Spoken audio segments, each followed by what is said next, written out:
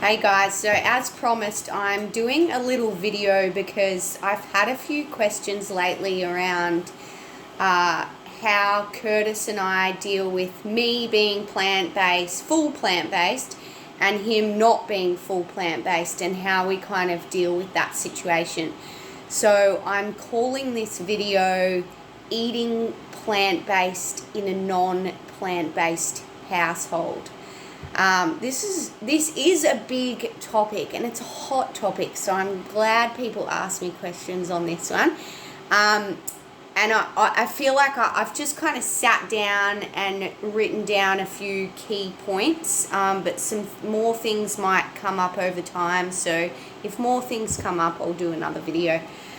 But basically, a bit of a background story. So I ate meat and dairy my whole life until I was 30 years old. When I was 28, I got diagnosed with ulcerative colitis, which is an inflammatory bowel condition. It was very serious because I was bleeding from my bowels. I had diarrhea every day for 3 months. I was feeling very sick. I had acne all over my skin.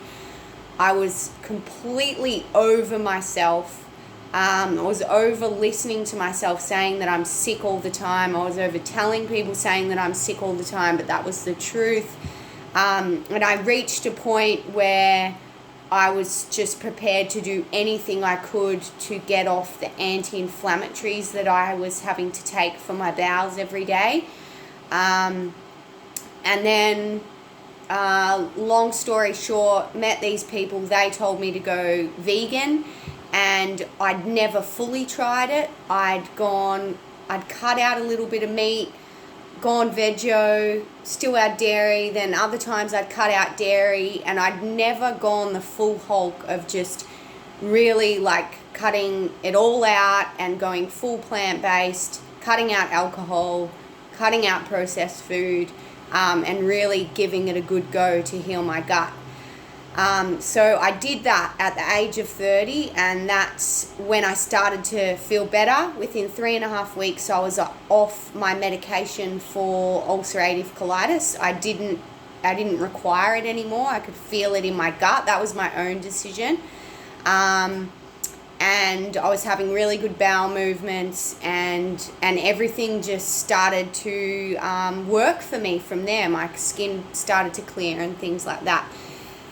So, I went plant-based before I met Curtis. I didn't meet Curtis until I was 34. So that was 4 years of eating plant-based before I met him. So I guess I already knew, what I was doing and why I was doing it and my motivation behind it.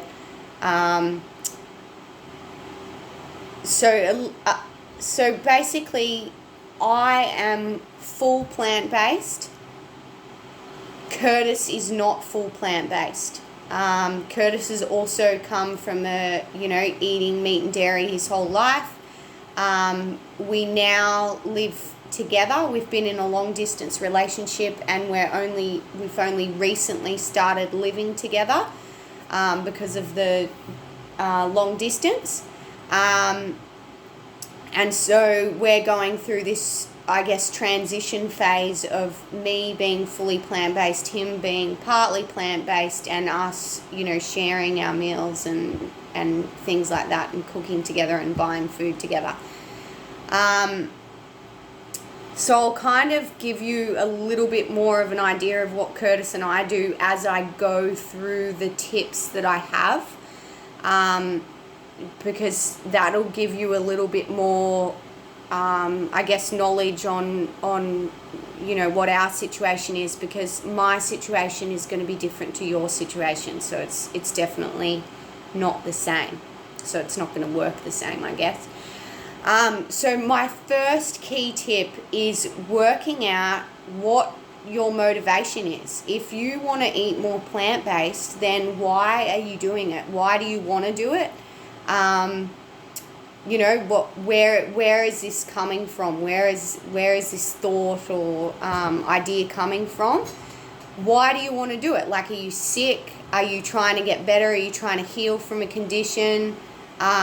Is it because of the environment and animal cruelty and things like that? Is that why you're doing it? So I would recommend journaling what your motivation is. Why do I want to go plant-based? And just writing everything down. Write down all the reasons why you want to do it. Because knowing why you are doing it will help you during those more challenging times when you're in a household where, or around friends or family, that with people that aren't eating plant-based, and you're, I guess, tempted to eat meat and dairy, and then, you know, getting upset with yourself for eating it, or you know, finding it tough to, I guess, stay on that path of eating plant-based because you're challenged by what other people around you are doing. So, you know, why are you doing it? Why do you want to do it? You need to figure that out first. Number 2, and so I'll say that my big reason for doing it is because of ulcerative colitis, and because of my skin. So, you know, look at my skin. It is so clear. I had so much acne for so many years, and I was so over it. I was always getting pimples, and I was 30 years old. I reached a point and I was like, I am sick of this. I'm not having acne for the rest of my life, and I'm not having gut issues for the rest of my life. So, you know, I had a lot of big reasons that were motivating me to go plant-based and continue to motivate me to stay plant-based. I feel the best I've felt. I feel so much better than what I did my whole life up until I was 30, because now I feel more in control of what's happening in my body, and I'm able to kind of, you know, I know what to feed myself, what makes me feel good, what makes me feel energized, what doesn't make me feel good, and I can make conscious decisions based on that now. So that's my reasoning, and that's why I stick to it. Tip number 2 is to talk to your friends and family about it, or your partner, or your kids, or whoever's in your household, or whoever you're hanging around. You know, you don't have to justify yourself, but that's always going to help with on your path, with you on this journey. So, you know, just talking to them about why it is that you're going plant-based, why you've chosen, and you know, what your commitment to yourself is, so that they have an idea and they're prepared. Like, oh, okay, this is why she's doing it. I understand now. You know, because I've definitely come up with that on my journey where, you know, people like, why are you doing this? You know, even my family, like, are you okay, Tiff? Like, why aren't you eating meat and dairy anymore? Why aren't you drinking anymore? You know, to just have one drink. Like, and I was like, no, I don't want any drinks. Like, you know, I'm healing myself. I'm on this journey now. This is making me feel good. I've never felt this good. I want to keep going with this. So, you know, you can help other people support you by informing them of why you're doing what you're doing. And that's exactly what I have explained to Curtis since we met. You know, why I do what I do, so that he understands. Tip number 3 is decide what you are willing to do, or come up with an agreement in your household. So this is going to be different for everyone, depending on what your needs are, and you know, what you want, and also depending on, I guess, you know, how that sits with your partner and your kids and things like that. So for me, I eat plant-based. I'm not gonna eat meat and dairy. But Curtis isn't fully plant-based. He is going to eat some meat and dairy. So I guess for us, I cook most of the time. So I cook dinner. And I cook plant-based meals. So if he wants me to cook and he's happy to eat plant-based food, then he can eat dinner, and that's the way we're going at the moment. Like I cook plant-based meals only, and so that's what's for dinner. And if he feels like some meat, a sausage or something like that, he'll cook it himself on the side and then have it with what I've cooked, or he will, make that himself. And that's fine. That works really well for us. If we go out for takeaway and things like that, yes, sometimes he will eat meat and dairy, and that's his choice. It's not, that's not an argument or an issue for us. That's what he wants to do, so that's fine. Coming to, I guess, sitting down with your partner and coming to a bit of an agreement, like whether you will, are you just going to cook plant-based meals, and if they want meat, they can cook their own meat, or are you going to mix and match? Are you going to cook some meat, and you're going to cook some vegan meals, and then they can have the meat and some vegan food, and you're just going to have the vegan food? I don't know, up to you. What works best for you. Number 4 tip is, so a big question was, does it upset me, or do I get annoyed when Curtis is eating meat and dairy, based on, my own beliefs and things like that. Like I just said before, I don't tell Curtis what to eat. I cook his dinner meals, and sometimes I make our lunches. Over time with us being together, he's gone more plant-based, and he's felt the difference. And he talks about how much energy he has from eating plant-based. He feels lighter, more energy. It feels good with his surfing and things like that.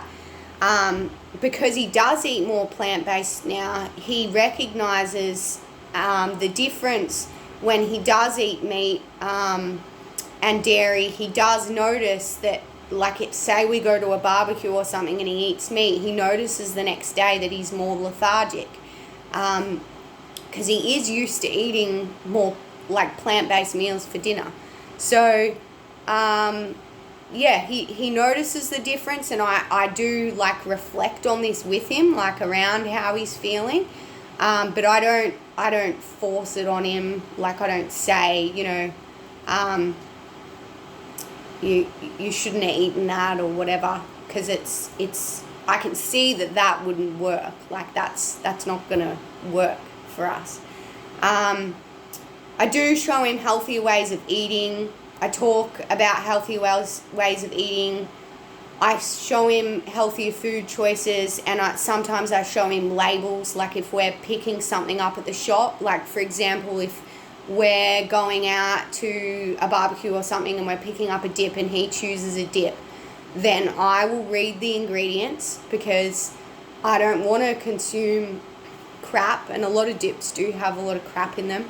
So I will just point out, I'm not going to eat this one because it's got this and this and this in it, and we can just get this one and it doesn't have all that stuff in it. And he's, oh, okay, cool, no worries. So, he, I do influence him a little bit in that way. And he does have the motivation because of his big wave surfing, and surfing in general. He is motivated to eat healthier. So he has the motivation to learn, and he's open to learning from me and listening to me, which is, that works really well for us. Number 5 tip is self-reflection. So this is a good one. So reflecting on if you're kind of, you've decided to go more plant-based, and then you're judging your partner or your kids, or, probably not your kids because they're just kids, but, your partner or your friends, and kind of, like preaching on them a little bit with your plant-based eating when they're not asking you to, then come back to a place of like how did I feel about plant-based eating before I went plant-based, and did I used to eat meat and dairy? That's kind of the way I do things, because I ate meat and dairy for 30 years. So, you know, I look at when Curtis wants to like go and get, you know, a big dirty burger with cheese in it. I try to think like, you know, well, like, yeah, I used to eat stuff like that, like, and I used to enjoy it. And, you know, it's, yeah, like, I just, like, advise trying to come from a place of, like, what did you used to do, and what did you used to think of plant-based eating? So another thing is that I never considered going vegan. I never considered going plant-based before I was 30. Because I didn't know much about it, and I just always thought, I don't know, I just was like, I'm never going to do that. Like, that's just crazy talk. So, you know, I do try and, like, you know, come down to that, like, okay, well, I didn't used to think this way. I think this way now because I got really sick, and then I chose to go vegan, plant-based, and that was my choice. And now I've learned more and more about the benefits of being plant-based, which I love to inspire people, and I love to share that with people, but it's not like my job to kind of to change someone just because I changed and I got the benefits, kind of thing. Yeah, hopefully that makes sense. Okay, and then number 6 is, I have more. Number 6 is experiment. So experiment with the way you're eating, with the way you're cooking. Like, it's a journey. I am so much better at cooking plant-based food 5 years down the track. I did not know what to do at first. I just remember coming home from work one day and grabbing a red capsicum out of the fridge and just eating it, and just refusing to, like, eat meat and dairy, because I was very committed to being plant-based. But I kind of just had this moment where I don't really even know what to make. I'm just going to eat this red capsicum.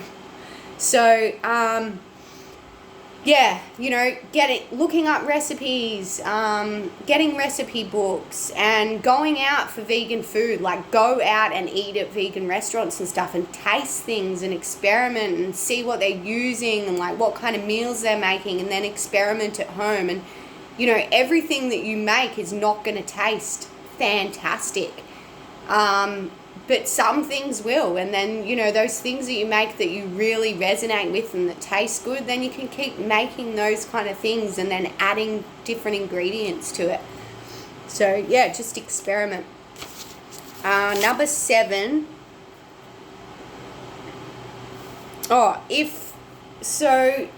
Number 7 is fill them up.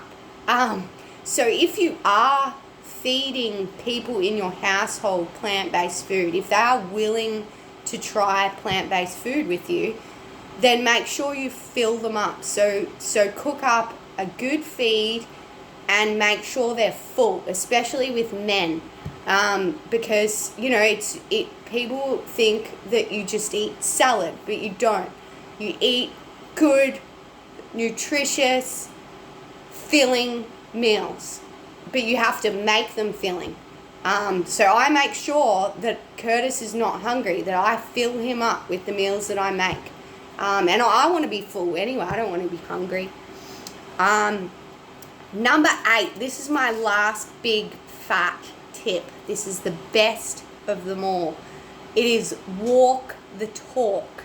So the best thing that you can do if you have decided to go plant-based and you feel like you want to influence other people in your household or people around you to go more plant-based, then you need to walk the talk.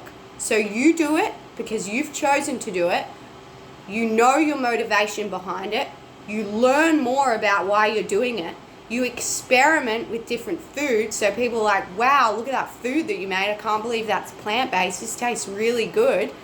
And you start to feel better because you're eating healthier. You're eating more fruit and veggies and you're feeling vibrant. Your skin's looking vibrant, full of more energy. And you're showing them that. You are like radiating that every day. And you can tell people that, like, you know, I've gone plant-based. This is how good I'm feeling. And this will inspire other people. It's not going to, you know, it's coming from that place of like, you're not preaching, but you're inspiring. You're walking the talk and people are like, wow, this is great. I want to eat more fruit and veggies. So yeah, that is my big tip. What you do, if you are walking the talk, it will rub off on them, and it has for me with so many people, and it does with me and Curtis. Like, he loves trying the different food. So, oh, I'm just getting a dry throat from talking so much. But yeah, they're my 8 big tips to start off with. So in summary, tip 1 was motivation, finding out your motivation, journaling on it, writing it down. Tip 2, talk to the people in your household or your friends or your family. Tell them what your motivation is, why you're going plant-based. Not justifying to them, but just explaining so they can support you on your journey.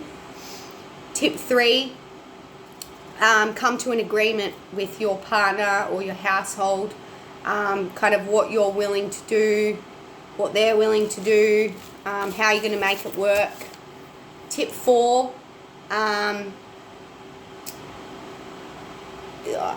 this was just reflecting on when your partner or your family or something still eats meat and dairy and you're plant-based, and kind of, I guess, removing your judgment and reflecting on what you used to do and what your view of plant-based eating was before, and trying not to be like a preacher but more of like just an inspirer. And tip 5 is self-reflection. So yeah, that's really delving into what your views were on it before. Your views of plant-based eating. Number 6 was experiment. So experimenting with different plant-based meals. Number 7 is if your household, your partner, whoever is willing to experiment with plant-based meals with you, then fill them up. So that's the key, filling them up. Make sure they don't go away hungry. And 8 is walk the talk. So just walking the talk, showing people how good it feels. And then that will rub off on them. I hope you enjoyed this.